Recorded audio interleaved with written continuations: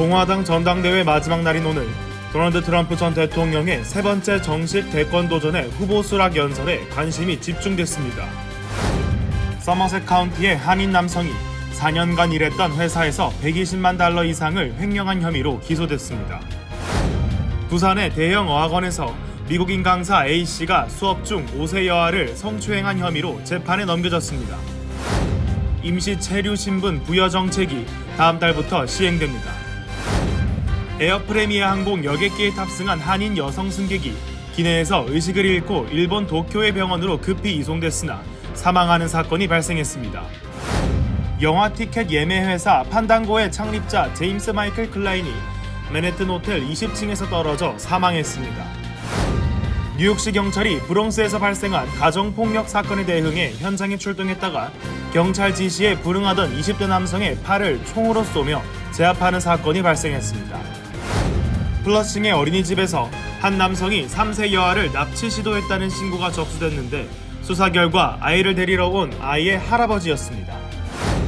오늘 에릭 애덤스 뉴욕시장이 지하철 시스템 내에 새로운 무기 탐지 스캐너를 설치하는 파일럿 프로그램 시행에 돌입한다고 발표했습니다.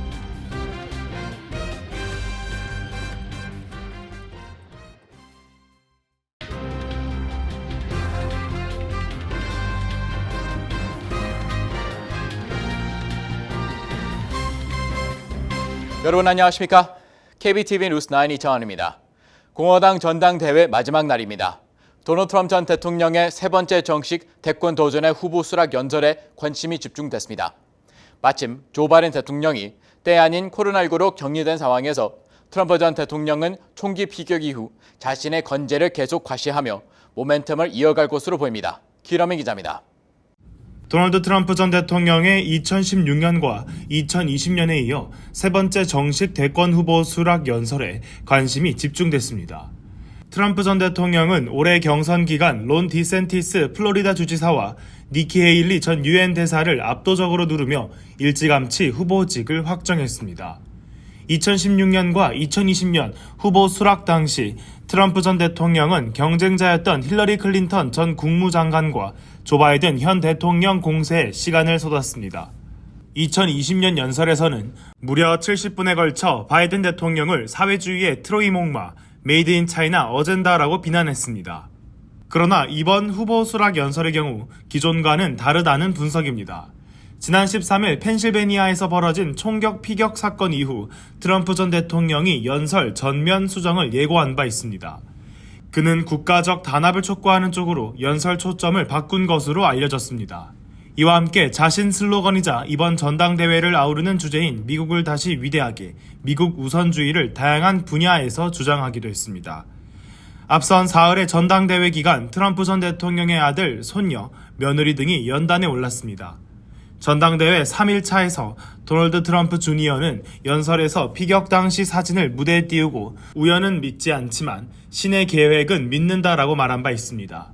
한편 조 바이든 대통령이 때 아닌 코로나19로 격리된 상황에서 트럼프 전 대통령은 총격 피격 이후 자신의 건재를 계속 과시하며 모멘텀을 이어갈 것으로 보입니다. 트럼프와 바이든 두 대선 후보에 대한 지지율 격차는 더 벌어졌습니다. AP통신 등이 실시한 여론조사 결과 응답자 중 42%가 트럼프가 이길 것으로 전망했습니다. 바이든이 이긴다는 응답은 18%로 2배 이상 차이 났습니다. 트럼프 피격 이후 잠시 주춤했던 바이든 대통령에 대한 사퇴 요구는 다시 고개를 들고 있습니다. 민주당원 가운데 3분의 2가 사퇴를 지지했습니다. 이런 가운데 바이든 대통령은 코로나19에 감염돼 라스베이거스 일정을 취소하고 델라웨어 사저로 돌아갔습니다. KBTV 뉴스 길려민입니다. 서머셋 카운티의 한 한인 남성이 4년간 일했던 회사에서 120만 달러 이상을 횡령한 혐의로 기소됐습니다. 버긴 카운티 검찰에 기소된 한인 남성은 2건의 2급 절도 혐의로 어제 자택에서 체포됐습니다. 전상 기자가 전해드립니다. 버겐 카운티의 마크 무셀라 검사는 벨미드에 거주하는 44세 박상 씨를 2건의 2급 절도 혐의로 어제 자택에서 체포했다고 밝혔습니다. 이번 체포는 버겐 카운티 검찰청이 실시한 수사 결과에 따른 것으로 리치필드 파크에 소재한 한 회사는 박상 씨의 횡령 혐의와 관련해 지난해 12월 버겐 카운티 검찰청 금융범죄부에 수사를 요청했던 것으로 밝혀졌습니다. 검찰 조사 결과 박 씨는 2018년부터 2022년까지 급여와 직원 지출 비용을 조작한 것으로 드러났습니다. 박 씨는 이를 통해 회사 자금에서 120만 달러 이상을 빼돌린 혐의를 받고 있습니다. 관계자들은 박 씨가 근무한 회사를 밝히지 않았습니다. 박 씨는 버겐카운티 교도소로 이송돼 첫 법정 출두를 기다리고 있습니다. KBTV 뉴스 전상입니다.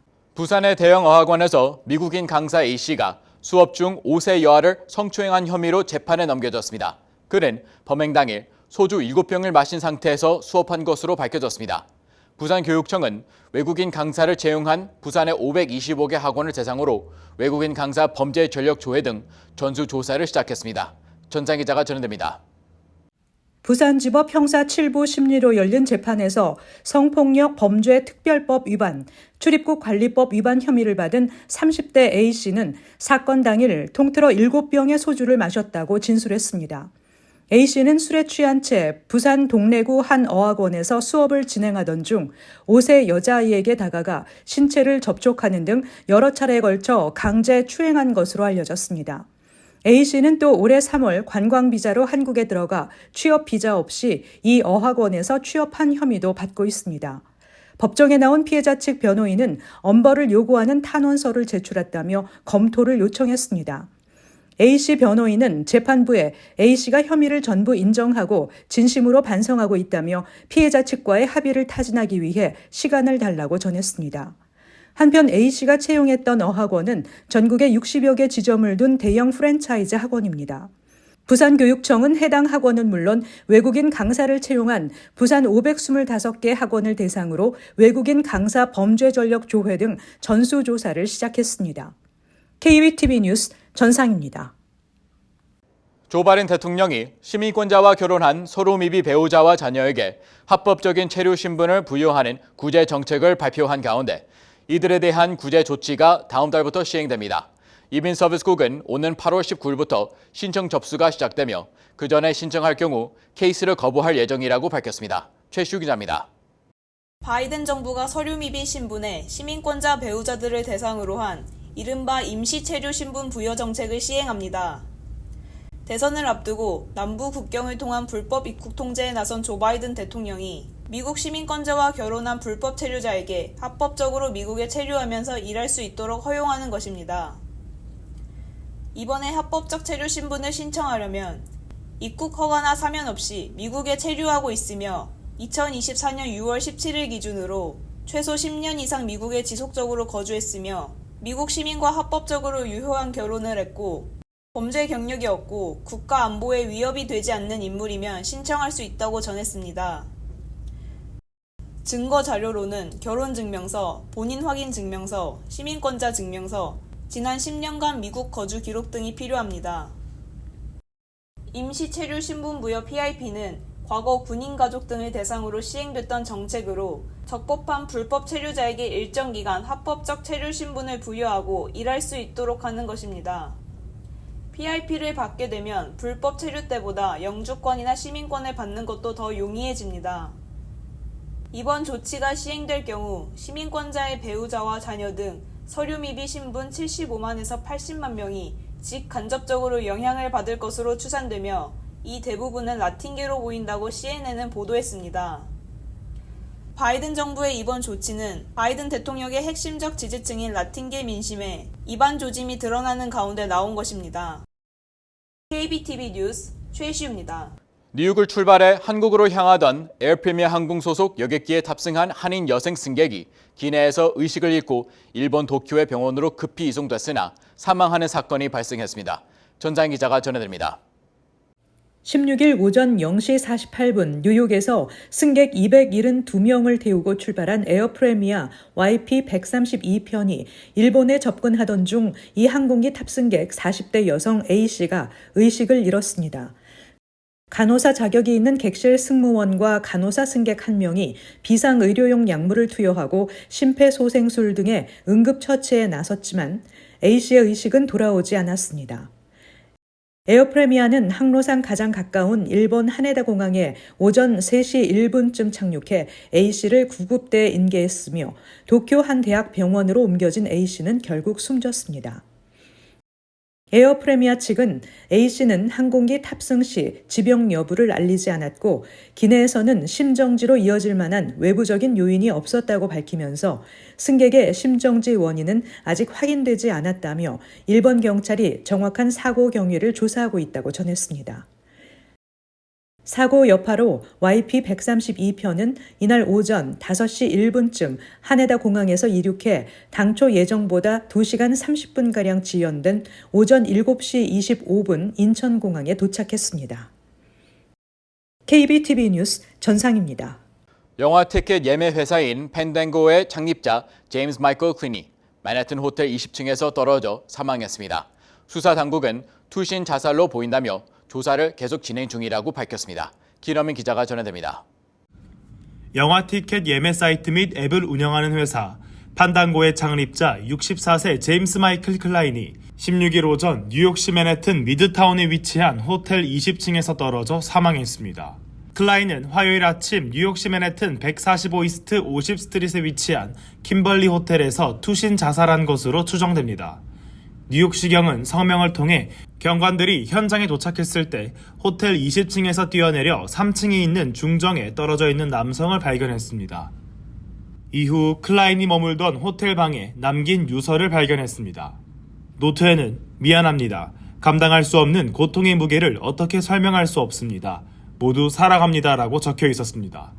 클라인은 2000년에 아트래빗과 함께 영화 티켓 예매 회사 판당고를 공동 창립하고 7개의 영화관 체인과 파트너십을 맺고 티켓 예매 및 판매 과정을 단순화하는 온라인 서비스를 만들었습니다. 그는 2011년 회사를 떠난 뒤 여러 기술 회사와 벤처 캐피털 기업을 관리했으며 현재 비즈니스 인큐베이터 적스타포즈의 이사회 의장과 자연 및 생태계 보존 단체인 내셔널 피쉬 앤 와일드라이프 파운데이션의 회장을 맡고 있었습니다. 클라인은 코넬 대학교와 하버드 비즈니스 스쿨을 졸업했으며 그의 유족으로는 아내 파멜라와 6 자녀가 있습니다. 정신건강 및 우울증, 자살 충동 등 어려움을 겪고 있는 분들은 전화번호 988로 전화 또는 문자 메시지를 보낼 수 있으며 웹사이트를 통해 전문가와 상담할 수 있습니다.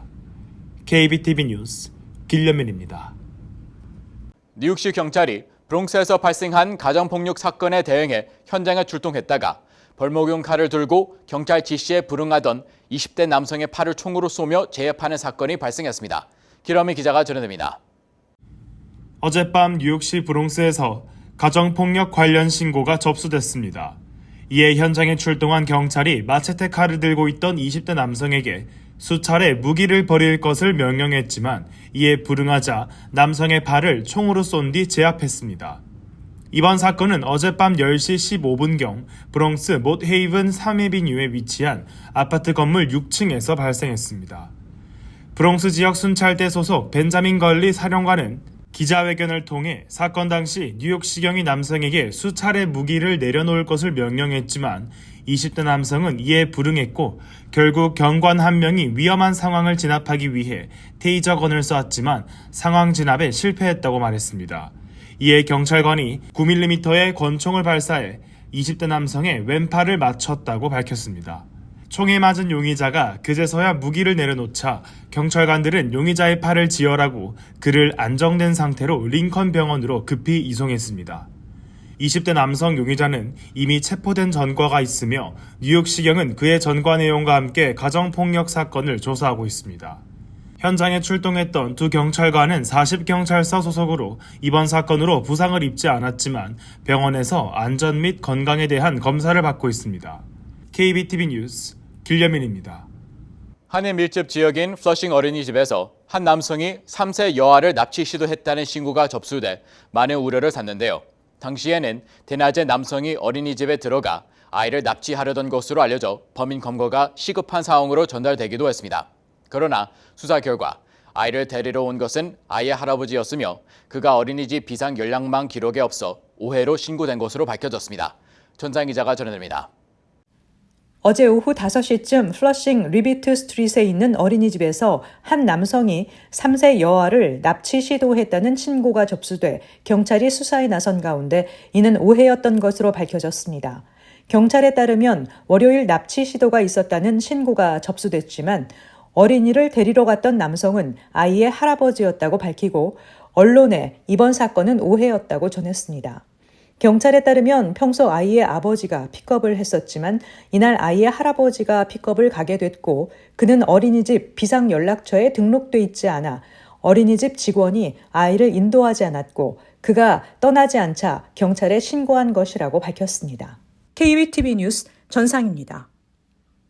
오늘 에릭 애덤 뉴욕시장이 지하철 시스템 내에 새로운 무기 탐지 스캐너를 설치하는 파일럿 프로그램 시행에 돌입한다고 발표했습니다.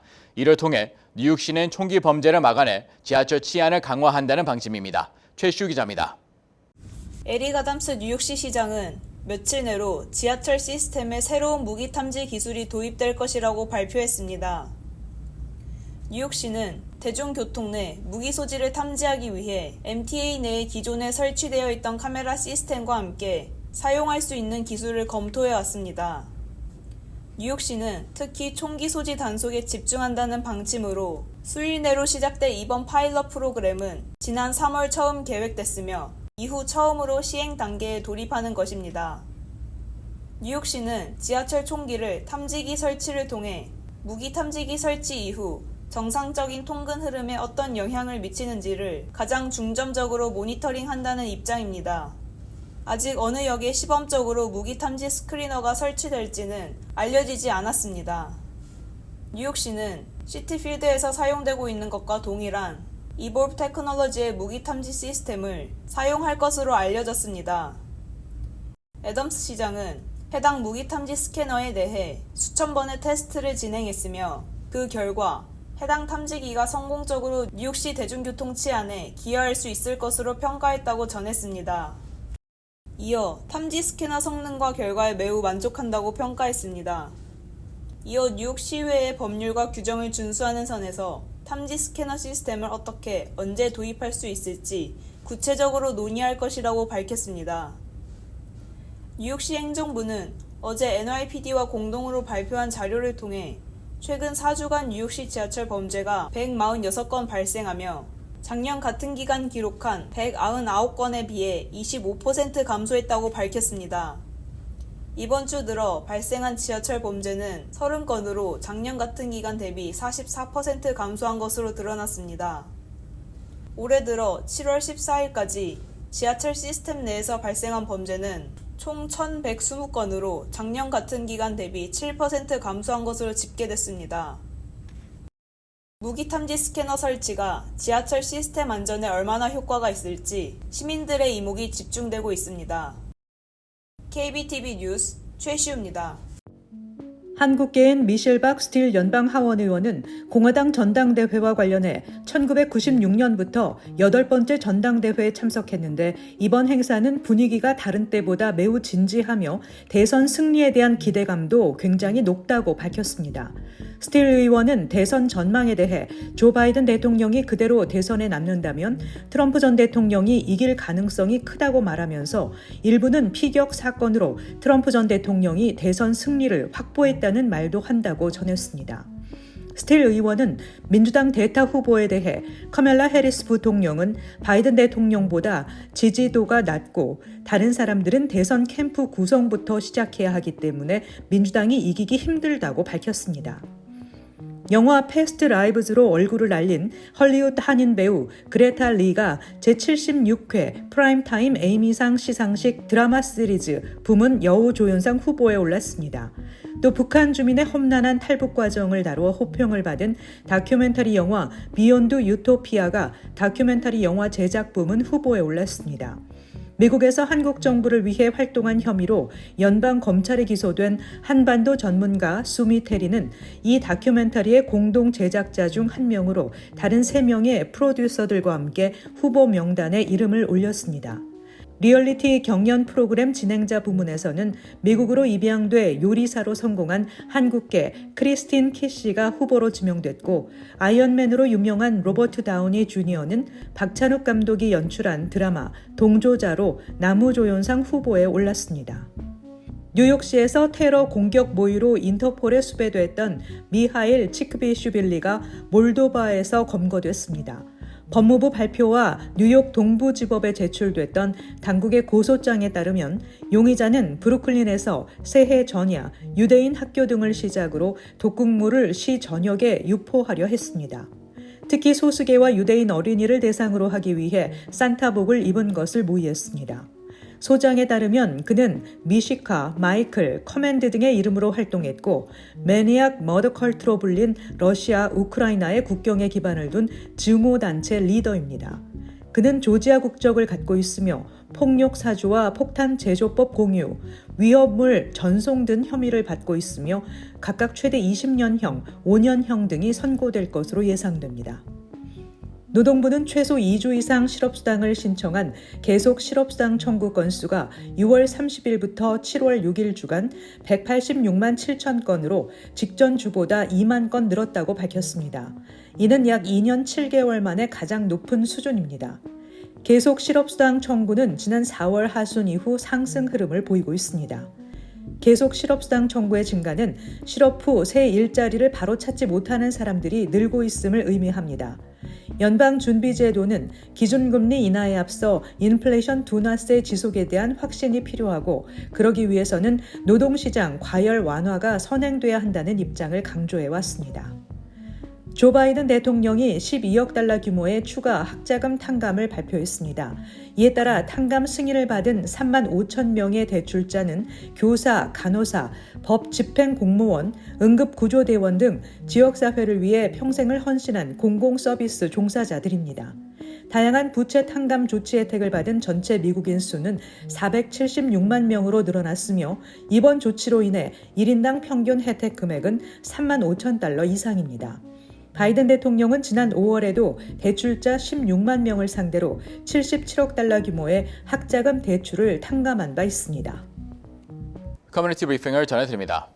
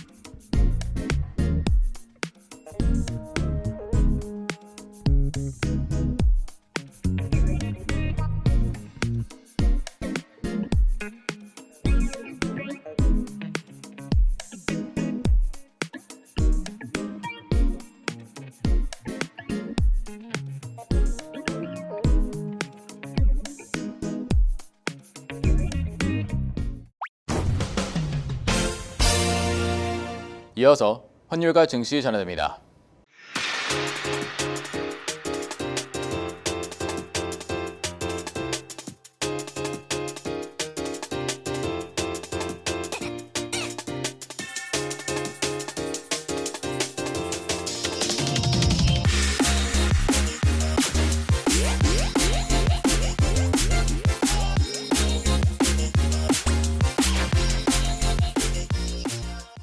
미국과 뉴저지 날씨 전해드립니다.